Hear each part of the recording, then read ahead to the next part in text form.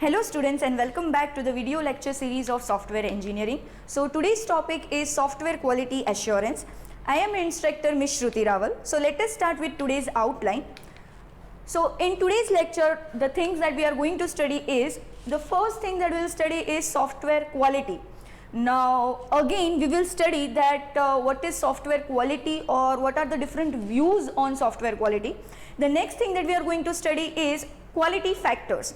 Okay, so basically there are certain parameters on which we decide that whether your software has a good quality or bad quality. So they are the quality factors that we will discuss. The next is we will discuss a brief overview of what is software quality assurance.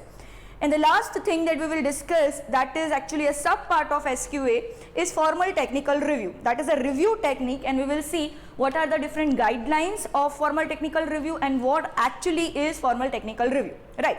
So let us move on to our first topic, that is software quality.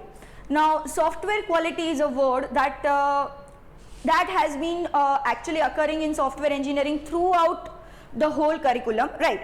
So we know what do you mean by software quality, but again, is there a particular definition of software quality? Now if you think of software quality, there are different parameters that come to your mind, but there are different views of software quality. Let us see what are the views of software quality and what do you mean by views on software quality. Basically, if you are a user, software quality according to you is something different. If you are a customer, or you can say you are a client, then your view for software quality is different. If you are a developer, your view of software quality is different, right? So basically quality of software depends on who is viewing the software, right? So let us study what are the different views of software. The first is transcendental view. Now what do you mean by transcendental view?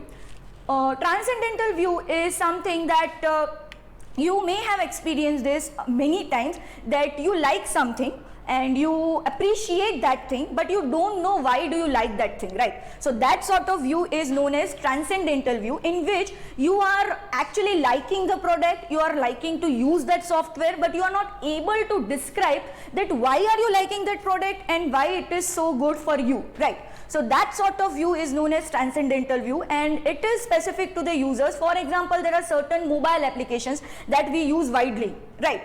So, let's say for example we use WhatsApp, right? WhatsApp is an application that is a chat application which has many features, but similar to WhatsApp we have many other chat applications which provide such features, which provides better stickers, right? But still we are used to using WhatsApp and we like to use WhatsApp, right? Why? Because that is something that we can't describe, because we are used to using that. That is known as a transcendental view. The next view for software quality is user view. Now when you are a specific end user and you are being asked that from your side or from your view what is software quality, then as an end user, the view of end user is that at the time when I want some functionality and that software is providing that functionality, then it is a good quality software for me, right? For example, if I want to chat and WhatsApp is providing me faster chat, then that is a good quality software for me. If there is a website which provides information and I get the information at a proper time by accessing that website, then that is a good quality software for me. So from user's perspective, if that software is providing the required functionality which the user wants, then that is a good software, or you can say a quality software for user. The next view is manufacturing view. Now these quality, or you can say these view, are not actually specified for only software, but they are combined for the hardware as well as software. So manufacturing is in the literal sense, that is it is a hardware manufacturing, but if you can change this view, you can say the development view. What is the development view in software or the manufacturing view in hardware? It means that, for example, if you have a specification which you have got from the client and your software is produced exactly according to that specification, then according to the manufacturer view or manufacturing view, that software is a quality software, right? So manufacturing view, it means whatever specification in the document you have exactly produced that software, right? The next view is product view. Now what do you mean by product view? Product is something that is you can say non-living thing, right? So product does not have its own view, but you can say that from the viewpoint of the internal properties of product, how can you specify that that particular product is a good product or bad product? It means that, for example, while you are developing any software, there are many ways to develop that software. If you are following a predefined and quality process so that the overall qualities of product increases, then you can say according to the product view that is a quality software. For example, you have many ways to develop a product, right? Now if you apply modularity, you know that if you divide the labor and you apply modularity, then you can maintain the product very well, right? So that is one of the internal quality of product. So if you are maintaining the product very well by applying modularity, then according to the product view it is a quality product, right? So that is something which is internal to the product, the internal qualities. And the last view for software quality is value based view. Now this value based view is actually related to the remuneration, or you can say the profit margin that your software is getting to your organization. So for example, if the customer is willing to pay more money so that he or she can use the software, it means for your organization that software is a quality software. Why? Because your organization is getting a higher value compared to the other products, right? So that is a value based view in which if the customer is willing to pay more money, then you can say that is a value based quality product. So these are the different views for software quality. So now you may understand that software quality definition is not limited to a particular definition. It is according to the user, or you can say according to the abstract things that it is, right? The next is quality factors. Now we have already told that there are different views for software quality, but still you can decide the quality of a software based on certain parameters. There are different scientists who have actually given many parameters to judge whether your software is a quality software or not. We have summarized some of the quality factors which are important. So let us see what are the different quality factors which can define your quality. The first is portability. Now what do you mean by portability? Portability, it means you can see that if your software is running perfectly in every hardware or in every software, right? Irrespective of the operating system, irrespective of the actual desktop or laptop, right? So these factors are not affecting your software and your software is running smoothly in every hardware and software, then you can say that your software is portable, and portability quality factor is good in your software, right?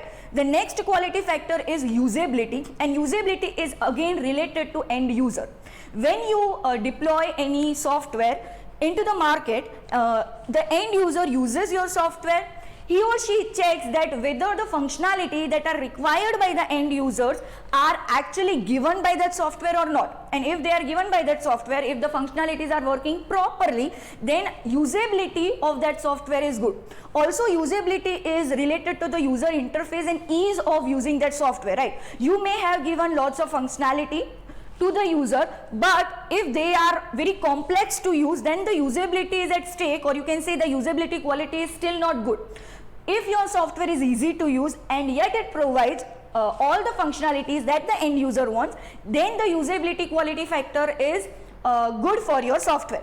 The next quality factor for your software is reliability. Now this is a quality factor that we have discussed several times, right? What do you mean by reliability? Reliability, it means that your software provides all the functionality to the end user without crashing, right? So if I want a functionality at a particular time, and if I'm not getting that functionality, and if the software crashes, or if there is an error in that particular functionality, then I can say that my software is not reliable. But contrast to it, if it is providing that functionality at that time without having any error or bug in that functionality, then I can say that I can rely on that software, and reliability is a good quality factor for my software. The next quality factor is efficiency. Now efficiency is a very general term, but it is dependent on many parameters. For example, the storage capacity that your software uses, you can say the processing that your software uses, or you can say the data communication capabilities that your software uses. So these all are the different sub parameters on which efficiency of your software is dependent, right? And for example, if your software is having higher throughput, or if it is having a good response time, if the data communication facility is very good, right? So that sort of things decide that whether the efficiency of your software is good or bad, right? So the next quality factor is security. Now this also is a quality factor that we have discussed many times, because nowadays we want any software to be secure. So there are different encryption algorithms and security parameters that we have to apply in our software. Even though you have applied the encryption algorithms, it is a possibility that attackers or intruders may intrude into your system and either crash your system, take your data, whatever, right? So if there is a loss due to that attack, then your security is not good for your software. But if you have a higher security, and if you have done security testing and you have passed that security testing, it means that this quality factor is good, right? And the next is correctness. Now what do you mean by correctness? You can see there is a checklist over here in the figure. So basically, if there is a user specification that you have, and every functionality that is depicted, or you can say specified by the user in the user specification, all the functionalities are working correctly as specified by the user, then you can say correctness quality factor is good for your software, right? If any of the functionalities are not working properly or are not as specified by the user in the checklist, then you can say that correctness is deviating. Okay, so these all are the quality factors which determine collectively that whether the software quality is good or bad, right? The next thing that we are going to study is, yes, software quality assurance. Now what do you mean by software quality assurance? Basically, software quality assurance is a technique, or you can say it is simply a way to assure that overall quality of your software is maintained. So software quality assurance is actually performed by a group of members who are particularly defined in your organization for checking the quality of your software, starting from the requirement analysis phase till your maintenance phase. Okay, so it is a continuous process which is happening in your software organization, which checks that whether all the processes that you are applying, whether all the procedures that you are applying are according to the organization standards or the general standards that your organization is following or not, right? We have also studied this SQA word while we are studying the activities, right? We know that there are two types of activities performed in our software, that is framework activity and umbrella activity, right? You know what is the difference. Now, we have already told that software quality assurance is a part of umbrella activity, and I hope you recall what is an umbrella activity. Umbrella activity are such activities irrespective of any framework activity, it is applied overall to your whole project, right? So software quality assurance is not specific to a particular phase of software, it is applied to overall all the phases of your software. So maintaining quality in each phase, is it happening or not, the checking of that thing is known as software quality assurance. And what are the different you can say factors that are included in software quality assurance? Basically, software quality assurance is a quality management approach in which whether your software company or your particular software is maintaining the quality or not, that is checked. The next is formal technical reviews that we will learn in the later lecture today. That is basically a review technique. We know what is a review. Formal technical review is also a type of review technique. The next is multi-testing strategy, or you can say software engineering effective standardology or methodology that you are using, right? We have different sort of standards that we need to use. Are we incorporating the all standard rules in our software or not? That is being checked. The next is measurement and reporting mechanism, right? So we have to measure our software and report it also. We will study these SQA activities now. Now let us study what are the different SQA activities. That means if you are in the team of SQA, that is Software Quality Assurance team in your company, as a SQA team member, what are your tasks to be accomplished? Let us study. The first task is SQA plan. So what do you mean by Software Quality Assurance plan? Now this is a planning process which is totally different from your project planning, because in SQA planning, what are we actually planning? We are planning that how will we maintain quality or how will we review the quality of our software. What are the different methods or strategies that we will apply so that the standard of our software is maintained according to the standards that organization needs to follow. So that is a that is a SQA planning in which you are deciding the schedule of all the reviews, you are deciding the schedule of the testing that will be conducted. Also, you are deciding the resources that will be required for performing all the SQA activities, right? So all the things that you are actually planning for project, everything is now planned with respect to quality checking, right? That is known as the first activity, SQA plan. The next SQA activity is participation. Now this is a very important SQA activity in which the members of SQA team are getting together with all the business analysts, or you can say even the developers, and checking whether all the processes that the developers are following are quality process or are they according to the standards or not, right? Because checking them after they have developed, that will ultimately be waste of time, right? So instead of that, SQA team members are participating in some of the processes in which, for example, if you are choosing a process model, right?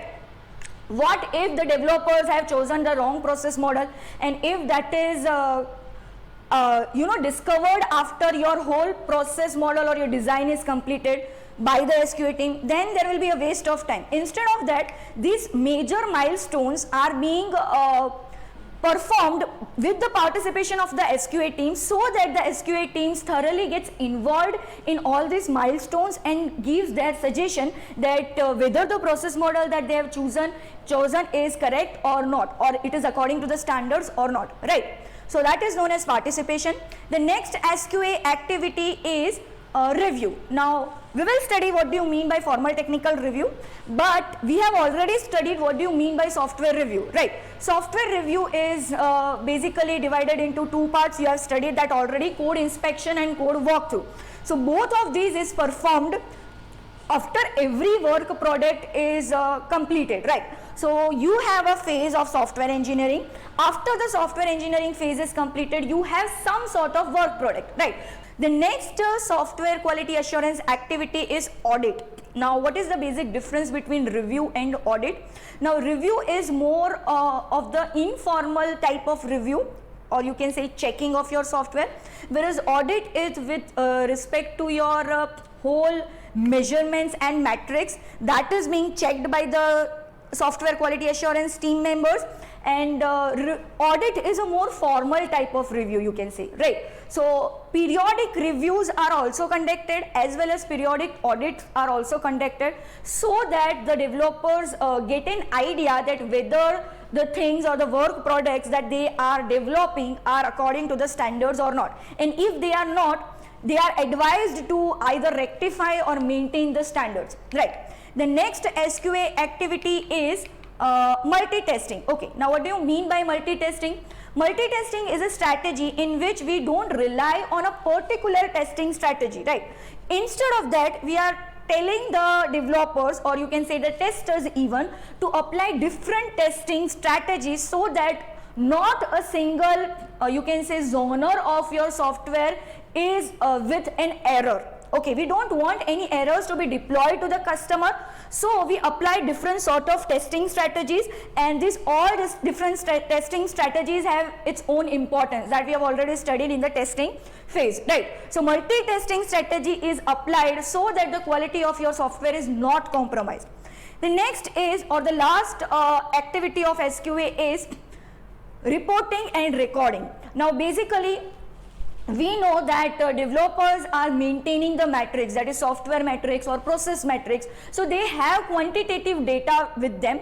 Even you are measuring the things for maintaining the software quality. All this you are actually generating a report of that, and you are giving it to the higher authority, right, who may be your project manager or your higher management, right. Why is this recording and reporting necessary? Because the higher authority will actually decide whether your quality standards are being maintained or not, right. Also, we want that what is our progress, we want to track our progress, that in quality phase what are we doing. So that is very important. If we don't record anything or if we don't report it, then we cannot maintain the track of our progress, that whether we are maintaining the quality or not, right. So this is known as recording and reporting. Now the next thing or the last topic of today's lecture is formal technical review.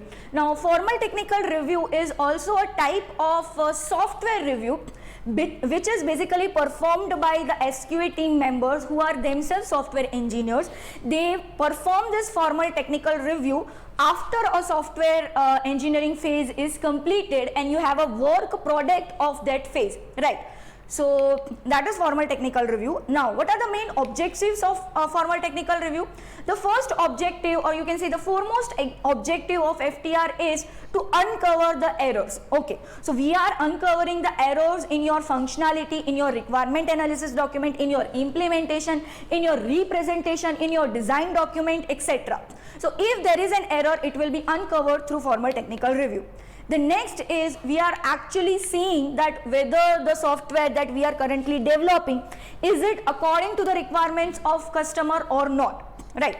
The next objective of formal technical review is that we are also checking that whether your software is according to the predefined standards of organization, or you can say the general standards or not, right. The next thing that we will have after performing formal technical review is that your software should be developed in a uniform manner. There should be consistency in process and procedures that you are following. There should not be any deviation or haphazard things in your software, right. And to make the project more manageable, right. How can formal technical review help to make your project more manageable? Basically, if you perform FTR periodically, it will uncover the errors. That errors will be rectified in that phase only. That phase's error will not propagate to the next phase, and if you know that if the phase 1 error is propagating to the phase 2 error, basically the phase 1 error is getting amplified and more errors are generating in phase 2, right. So that will not happen if you are performing FTR after phase 1, because all the errors of phase 1 will be rectified there itself, and no or only small errors will be propagated to the phase 2. So no amplification of error will be generated. So that means your software is more manageable. The complexity of seeing or solving the error will be less, right.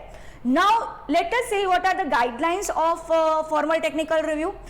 But before seeing the guideline, the main important thing is formal technical review is nothing but it is a type of review meeting. So before this review meeting is conducted, whatever thing you want to review, for example, if you are reviewing the design document, that design document should be handed over to all the reviewers beforehand. Okay, so if your meeting is on 15th, maybe you can hand that over to on 11th or 12th, right. So that is the main strategy, that all the reviewers will check or go through your design documents beforehand, and when they are attending the formal technical review meeting, they will have the suggestions with them. Okay. Now let us see what are the guidelines or rules and regulations for the formal technical review. The first guideline is review the product and not the producer. Obviously we are in a software company, so there are certain positions, right. Someone is in the higher authority, someone is in the lower authority. We have personal grudges with our colleagues, but if there is a developer whose product we are actually reviewing in the formal technical review, we are here to review the product and not the producer, right. So no personal grudges or clashes should reflect while reviewing that particular product. The next is you have to set an agenda and maintain it, right? We have a particular objective of performing this FTR. We have to maintain this objective, right? We don't have to deviate it from it. We don't have to go on to next topics, or we don't have to deviate from the main agenda that we have given to the reviewers. The next is limit the debate and denial. It means obviously we are humans, so we have difference of opinions, right? So there are many people, there will be 5 or 6 reviewers who are sitting on a table and discussing some things. So there will be debating, but we have to limit the debate. We are not here for debating, we are here just for suggestions. We are not here for denial, right? It means we are not here to deny something, that no, this will not be incorporated. You have to take the suggestions. You have to tell them, yes, if it is possible, we may incorporate it, right? You have to give the, you can say, excuses why it will not be incorporated. Just you don't have to fight over that, right? The next is take written notes. Now this is very important review guideline. Why you have to take written notes? Because after this FTR is completed, you will have to write minutes of meeting, right? If you have actually discussed everything verbally, you may not be able to write what was discussed in the meeting. That is the first thing. The next thing is that whatever things that we have discussed in this meeting, now in future, if this type of document is again reviewed, we can take reference from this written notes also, that what was my mistake as a reviewer that I had made in this meeting, so that in future I don't make the same mistake, right? So taking written notes is very important. The next is conduct meaningful training for all reviewers. Now if there is a company which do not have skilled or experienced reviewers, then you have to give them training how to review a software product, because there are certain developers who know how to develop a software product, but they don't know how to review it, right? Because reviewing is a technique that comes from experience, and if they are not enough experienced people, then you may have to give them training. The next is limit the number of participants. We don't want all of our company's employees to be dedicated to a single meeting, right? So your participant number should be limited. Maximum 5 or 6 people are allowed in your formal technical review. And you have to insist them, when you come for the formal technical review, you have to be prepared with all the suggestions, right? The next is develop a checklist, right? Because we know that there is a product that is to be reviewed, that is either a work product or a final product, but there are certain areas which has to be reviewed in that product. You have to develop a checklist for that particular areas, so that none of that areas are being missed in this formal technical reviews. The next is allocate resources. Now what sort of resources should be allocated to FTR? You have to dedicate a proper space for the FTR meeting. You have to allocate a proper timing to FTR meeting, because the reviewers may also be dedicated to some other projects. So all the reviewers must be collected on a specific time. So schedule is to be generated. Also a place is to be generated. Also, if the reviewers want, you may have to give some sort of viewing mechanism, or you can say this sort of projector or something in which they have to suggest their suggestions, right? The next or the last thing of formal technical review guideline is review your early review, right? That I have already told you, that if you have taken written notes, you may know that in the previous review meeting I had made some mistakes. Now I have to rectify that mistakes. So you have to review your earlier review and get improved in the current review, right? So these were all the guidelines related to FTR, and this was all about today's lecture. Thank you.